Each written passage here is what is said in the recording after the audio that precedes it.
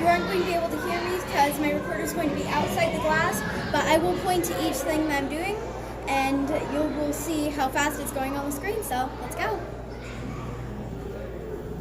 Okay, so let's begin. I'm just going to stand right under it, and let's go. So it says that this is a 40-mile-per-hour wind. Pretty strong, but not too bad. Let's bump it up to a strong storm of 60.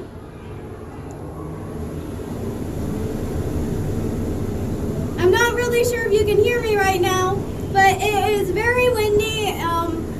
It's blowing everywhere and not too fun. So let's try now a Category 1 hurricane, 80 miles an hour. Let's go. Woo-hoo!